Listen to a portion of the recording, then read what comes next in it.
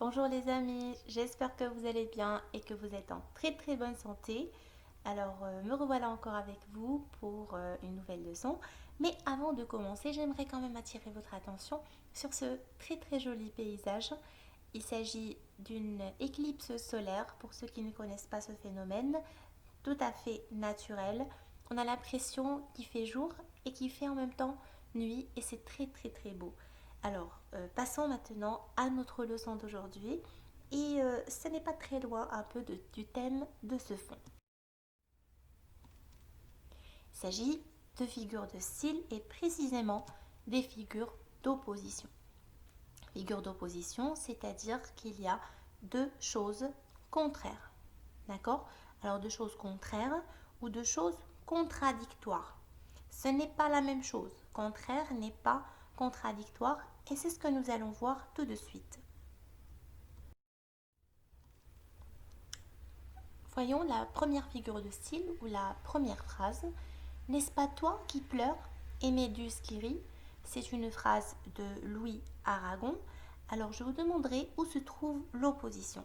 Vous allez me dire que l'opposition se trouve au niveau des verbes pleurer, pleure, qui est contraire de rit. D'accord? Et ces deux mots-là, qui sont contraires, ces deux verbes contraires, se trouvent dans la même phrase ou dans le même énoncé. Seulement, je vais vous demander si cette phrase vous paraît logique au niveau du sens. Est-ce que vous pouvez l'accepter sémantiquement? Oui, alors on peut l'accepter, bien sûr, parce que il y a une personne qui pleure et une autre personne qui rit, chose qui est tout à fait normale et qu'on peut voir dans la réalité. Alors cette figure de style dans laquelle on trouve deux mots contraires, on l'appelle l'antithèse. Qu'est-ce qu'on veut dire par l'antithèse? Alors regardez d'abord comment est construit le mot antithèse. Nous avons anti et nous avons thèse. Anti, ça veut dire contraire et thèse veut dire idée. Voyons la définition. Alors, l'antithèse, c'est une opposition très forte entre deux termes, deux mots, dans un même énoncé. Voyez, comme c'est facile, comme c'est simple. Alors, passons maintenant à une autre figure de style et une autre phrase qui est généralement cette figure, on la confond avec l'antithèse, mais ce n'est pas tout à fait la même chose. Voyez cette phrase, le soleil noir de la mélancolie. C'est une phrase de Gérard de Nerval. Donc, remarquez, où est l'opposition dans cette phrase? Oui, alors l'opposition dans cette phrase, elle est au niveau de soleil noir. Est-ce que nous avons une opposition? Oui. Donc, vous voyez le mot soleil et le mot noir. Est-ce qu'on peut dire que le mot soleil est le contraire du mot noir, comme dans le cas de pleure et rit? Alors, ils ne sont pas tout à fait contraires. Soleil n'est pas le contraire de noir et vice-versa. Soleil est un mot qui est contradictoire avec le mot noir. Et soleil, c'est un nom, noir, c'est un adjectif. Ces deux mots, ils ne vont pas ensemble. Est-ce que vous avez déjà vu un soleil noir? Ceci n'est pas un soleil noir, ceci c'est un soleil caché par la lune. Mais est-ce qu'on a déjà vu un soleil noir? Est-ce que ça existe dans la réalité? Non. Alors, ça n'existe pas. Donc, regardez ici. Est-ce qu'il y a une relation dans cette phrase-là entre le mot soleil et le mot noir? Au niveau du sens, pas vraiment.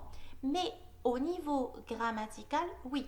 Alors, le mot soleil et noir font partie du même groupe nominal. C'est-à-dire que noir, c'est un adjectif qui complète le nom soleil. Et ces deux mots renvoient à deux réalités contraires. Soleil renvoie au jour et noir renvoie à la nuit. Donc, voyez que c'est une chose, que cette figure de style est un peu plus choquante et on l'appelle l'oxymore. Qu'est-ce que l'oxymore? Donc, dans l'oxymore, on rapproche deux termes de sens contradictoires, qui vont dans deux sens contraires. Ils vont dans des sens contraires. Ils ne sont pas contraires. Dans un même groupe de mots. Groupe de mots. Donc là, on a un groupe de mots et deux mots qui sont contradictoires. Ils sont souvent, pour ne pas dire toujours, liés grammaticalement et leur union, leur relation choque et frappe l'imagination.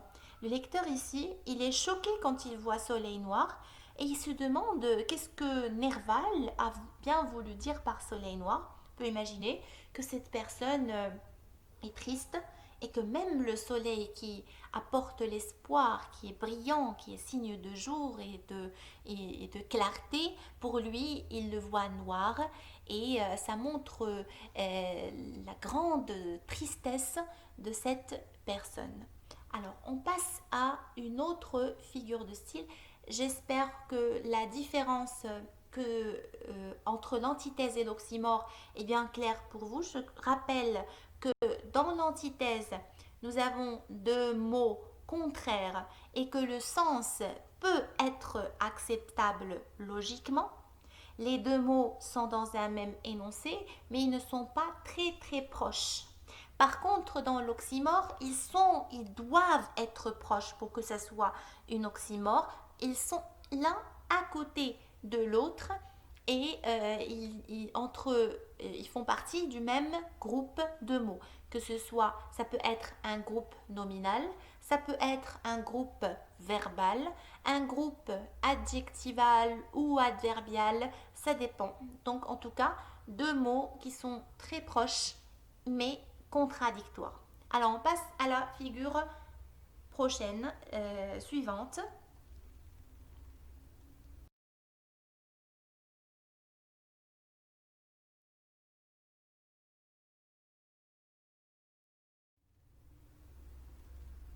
Regardez avec moi cette phrase.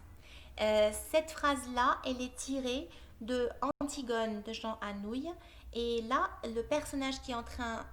en fait, si vous ne la connaissez pas, c'est une pièce de théâtre, précisément une tragédie moderne.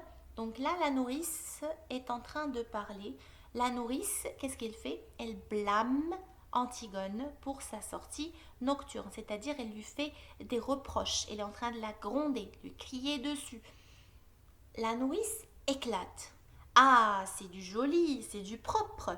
Toi, la fille d'un roi, donnez-vous du mal pour les élever, elles sont toutes les mêmes. Remarquez que la nourrice, ici, elle est très en colère, n'est-ce pas? Elle est en colère, elle est en train de blâmer Antigone parce qu'Antigone est sortie la nuit sans demander la permission de personne.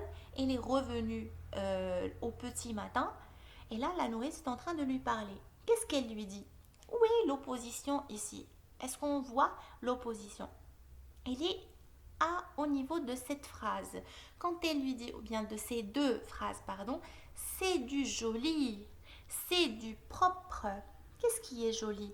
L'action d'Antigone, la sortie d'Antigone, c'est du propre.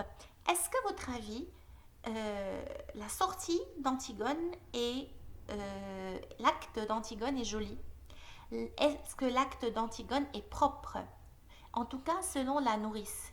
Bien sûr que non. Donc la nourrice, elle ne pense pas du tout que l'action d'Antigone est jolie, que l'action d'Antigone est propre. Au contraire. Mais alors, pourquoi elle dit c'est du joli? Pourquoi elle dit c'est du propre? En fait, la nourrice, elle est en train de se moquer. Elle se moque.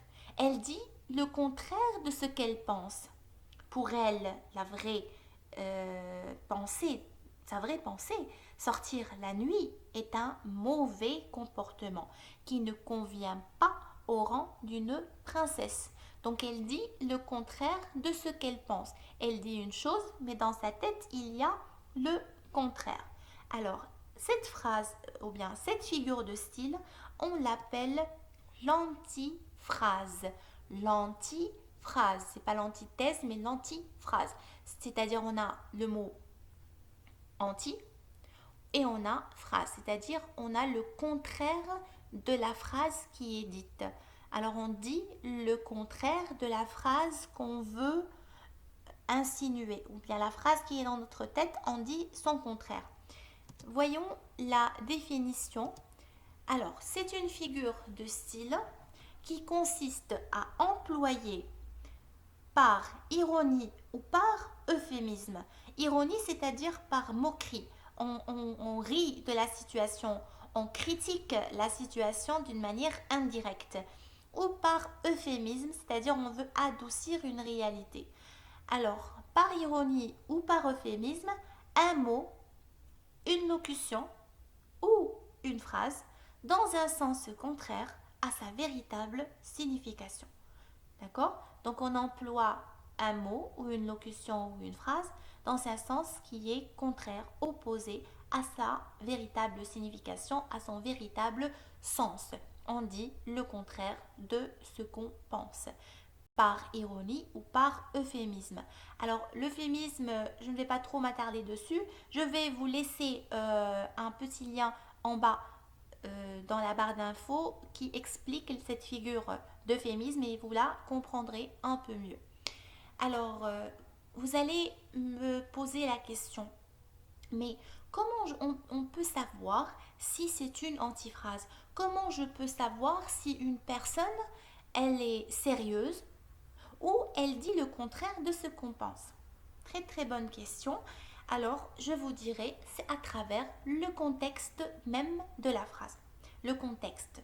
Alors, alors dans cette phrase-là, qu'est-ce qui me dit, qu'est-ce qui nous a appris que la nourrice, elle dit le contraire de ce qu'elle pense? Premièrement, nous avons l'entête. La nourrice blâme Antigone. On sait déjà dès l'entête que la nourrice est en train de faire des reproches. Elle est en colère contre Antigone. Qu'est-ce qui montre aussi sa colère? On a la didascalie éclate. Elle éclate, c'est-à-dire elle est en colère et elle va éclater sur Antigone. Quoi encore? Il y a des points d'exclamation. Ces points d'exclamation, c'est pas une exclamation de l'admiration quand on dit oh c'est beau, c'est joli, c'est magnifique. Non, mais c'est pour la colère. Encore, et qu'est-ce qui montre ça aussi? C'est les phrases suivantes. Toi, la fille d'un roi, donnez-vous du mal pour les élever. Elles sont toutes les mêmes. Elles sont toutes les mêmes dans un sens négatif. Alors, c'est le contexte de la phrase qui m'a dit que cette expression-là, elle n'est pas vraie. Elle est contraire. Voici une application. Alors, je vais lire les phrases une à une et on va voir après quelles sont les figures de style exprimées dans chaque phrase. Première phrase. Elle se hâte avec lenteur. Donc cette phrase est tirée de la tortue de La Fontaine. C'est la tortue de La Fontaine. Elle se hâte, c'est-à-dire elle essaye de marcher rapidement avec lenteur. 2. Tu as eu un 0 en histoire? Ah, bravo! Tu es dans de beaux draps. Corneille. 3. Qui aime bien, châtie bien. Qui aime bien, châtie, ça veut dire punit bien. 4. Je sentis tout mon corps étransir et brûler. Transir, c'est-à-dire se glacer, geler et brûler. 5. Cette obscure clarté qui tombe des étoiles. Cette obscure clarté qui tombe des étoiles. Obscur, c'est-à-dire qui n'est pas clair, qui est noir. Clarté, ça vient de l'adjectif clair. Ici, c'est le paradis. Ailleurs, c'est l'enfer. Il s'agit d'une phrase de Voltaire. 7. Le bon fils avait essayé, lui aussi, de faire assassiner son père. 8. Elle lui a dit oui avec un petit sourire triste. Alors, maintenant que nous avons lu les phrases, je vous invite à mettre en pause la vidéo et essayer de trouver une réponse à chacune de ces phrases. de trouver la figure de style dans chaque phrase. Est-ce que c'est une oxymore, une antithèse ou une antiphrase? Et on passe tout de suite à la correction. Première phrase, il s'agit d'une oxymore. Pourquoi c'est une oxymore? Tout simplement parce que elle se hâte avec lenteur. Elle essaye de marcher rapidement, elle va vite avec lenteur. Alors, se hâter et avec lenteur font partie du même groupe verbal. Et on ne peut pas marcher vite, lentement, en même temps. Vous comprenez? On passe à la deuxième phrase. Il s'agit d'une antiphrase. Tu as eu un 0 en histoire? Bravo. Bravo. Est-ce qu'on dit bravo à quelqu'un qui a eu un 0 en histoire? Bien sûr que non. Donc il s'agit d'une antiphrase. On dit le contraire de ce qu'on pense. On se moque de cette personne. 3. Qui aime bien châtie bien. Il s'agit d'une antithèse. Aime et châtie. Aimer et punir. Ce sont deux choses qui sont un peu contraires. D'accord? Je sentis tout mon corps étranger et brûlé. C'est une antithèse. Vous avez transir, brûler. Ce sont des mots contraires. Transir, c'est geler avec la glace. Brûler, c'est bien sûr brûler avec le feu. 5. C'est obscure clarté. Il s'agit d'une oxymore et l'oxymore, il est à ce niveau. Obscure clarté. Une clarté ne peut être obscure et tout ce qui est obscur n'est pas une clarté. C'est choquant, ce n'est pas logique. 6. Il s'agit d'une antithèse parce que nous avons deux mots contraires, paradis et enfer. 7. Il s'agit d'une antiphrase. Où est l'antiphrase? Elle est à ce niveau. Le bon fils avait essayé de faire assassiner son père. Assassiner, c'est-à-dire tuer son père. Est-ce que celui qui tue son père est un bon fils? Bien sûr que non, donc on dit le contraire de ce qu'on pense. 8. Elle lui a dit oui avec un petit sourire triste. Donc là, c'est une oxymore et elle est à ce niveau. Sourire triste. Un sourire, ça renvoie à la joie et triste, ça renvoie à la tristesse. Deux mots qui ne vont pas ensemble, deux mots contradictoires, donc c'est une oxymore. J'espère que vous avez pu répondre correctement à toutes les autres phrases. Si ce n'est pas le cas, revenez un peu à la définition des figures de style et exercez-vous encore. Alors, j'arrive enfin à la fin de ma vidéo. Alors, je vous dis merci beaucoup pour votre attention et on se revoit bientôt dans une prochaine vidéo. Au revoir.